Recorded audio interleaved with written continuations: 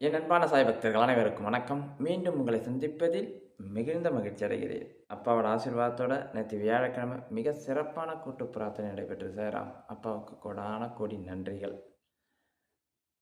இன்னைக்கு ரொம்ப முக்கியமான விஷயத்த தான் நம்ம பார்க்க போறோம். என்ன விஷயம்னா, கடவுள் நம்மள சோதிப்பார். கண்டிப்பா கடவுள் நம்மள சோதிப்பார். சோதிக்காமலாம் இருக்க மாட்டார். சோதிப்பார்.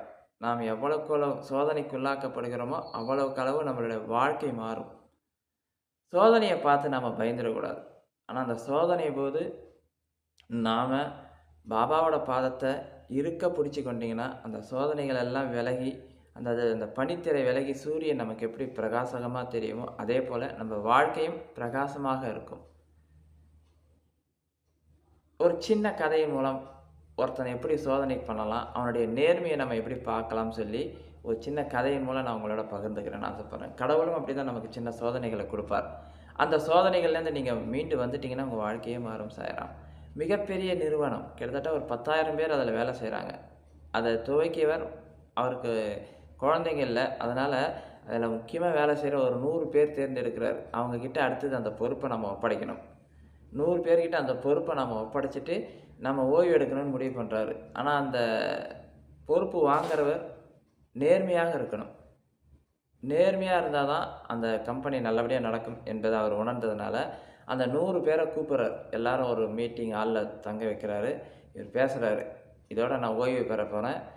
அடுத்த வருஷம் இந்த கம்பெனிக்கு இந்த 100 பேர்ல ஒரு ஆள தேர்ந்தெடுத்து, அவங்க தான் சிஓவா இருக்க போறாங்க. அவங்க தான் இந்த கம்பெனிய நிர்வகிக்க போறாங்க. அதனால உங்களுக்கு ஒரு சின்ன டெஸ்ட் வைக்கிறேன். இப்ப இந்த 100 பேர் கையில ஒரு விதைய குடுப்பேன் நானு.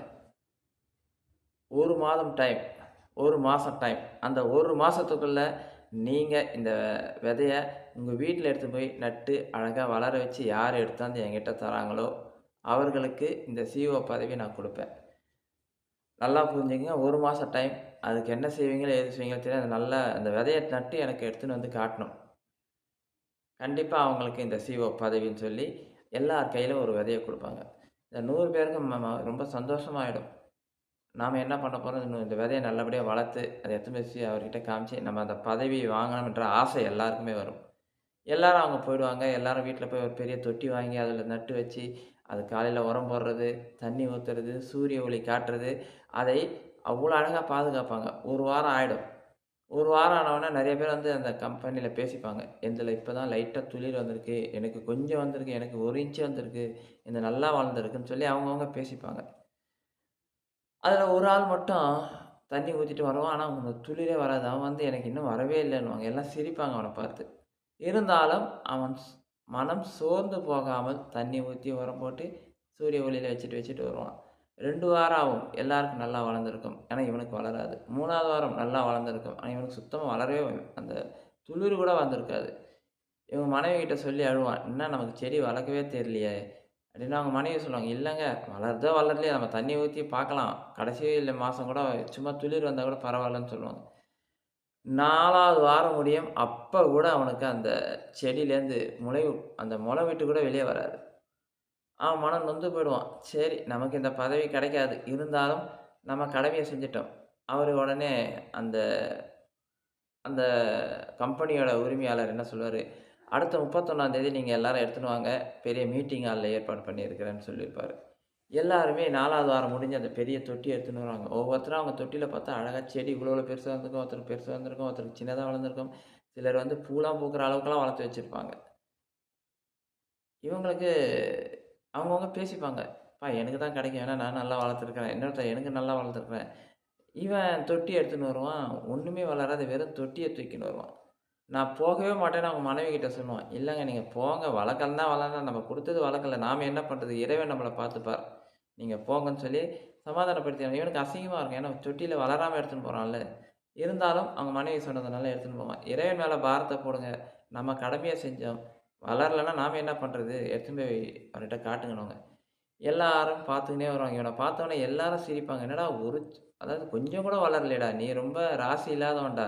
உனக்கு அதிர்ஷ்டமே இல்லடா!" அப்படின்னு சொல்லி எல்லாம் கிண்டல் பண்ணுவாங்க, கேலி பண்ணுவாங்க.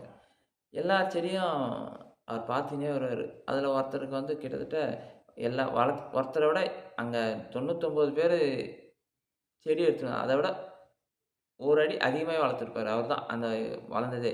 அவர பார்த்தோன்னே அவர்கிட்ட நின்னு எப்படிப்பா வளர்த்தோன்னே அவர் சொன்னாரு, "நான் உரம் போட்டேன் டெய்லி. அதுக்கு நான் அது டெய்லி அத பாதுகாத்துன்னு வந்தேன். அதுதான் என் வாழ்க்கைன்னு நெனச்சு அதுக்கே நான் எல்லா சேவைகளும் செஞ்சுன்னு வந்தேன்னு" சொல்லுவாரு. பெருமையா சொல்லுவாரு. அப்படிதான் செடி நல்லா வளர்ந்தது.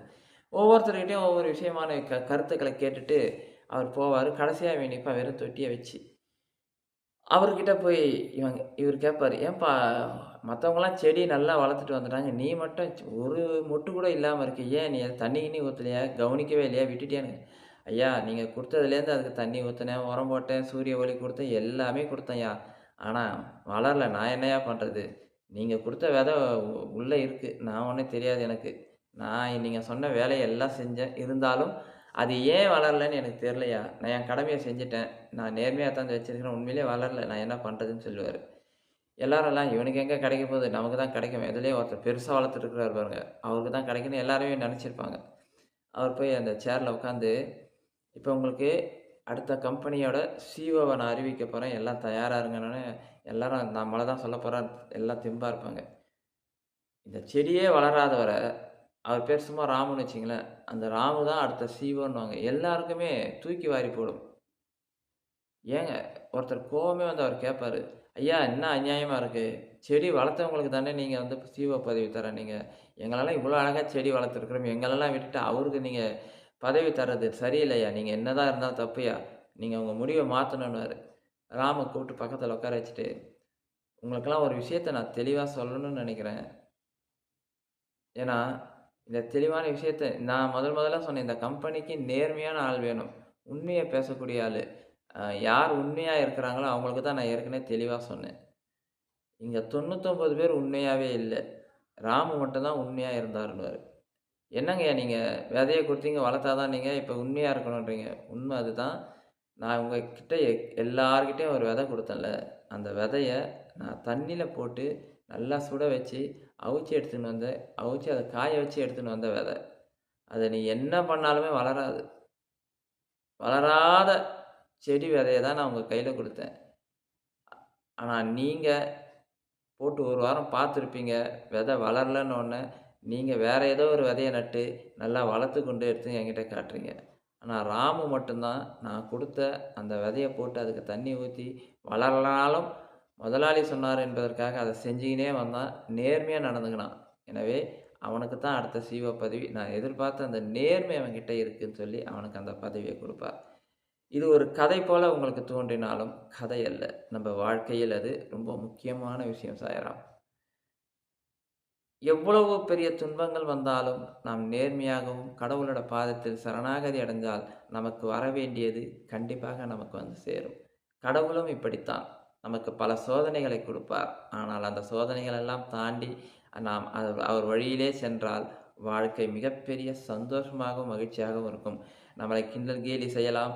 பல இடத்துலேருந்து பல விஷயங்கள் சொல்லலாம். இப்படி இருக்காதுன்னு. ஆனால் யார் எதை சொன்னாலும் ஓம் நான் சாய்ராம். நேர்மையாக சாய்ராம். இருப்பேன். வணக்கம். கடவுளுக்கு நம்முடைய உண்மையாக ஸ்ரீ இருப்பேன் என்று யார் துவாரகமாய் ஆலயம் நினைக்கிறார்களோ, கும்மிடிப்பூண்டியில் அவர்கள் அமைஞ்சிருக்கு. வாழ்க்கை மிக இங்கு பிரகாசமாக ஒவ்வொரு இருக்கும். நாளும் ஈவினிங்ல சத்குருவும் அதை தான் பிரார்த்தனை நமக்கு நடைபெறும். சொல்லிக் நீங்க கொடுத்திருக்கிறார். எல்லாரும் உங்க எனவே பிரார்த்தனையை அனுப்பி சத்குரு வைக்க வேண்டிய பாதத்தில் நாம் சரணாகதி வாட்ஸ்அப் அடைவோம். நம்பர் கீழே வரும் வாழ்க்கை சாய்ராம். முழுவதும் அப்பாவோட நேர்மையாக ஆசீர்வாதத்தோட நடப்போம் இந்த என்று பிரார்த்தனை அப்பாவிடம் தொடர்ந்து வேண்டிக்கிறேன். நடைபெற்று கொண்டு ஓம் இருக்கிறது. இந்த சாய்ராம்.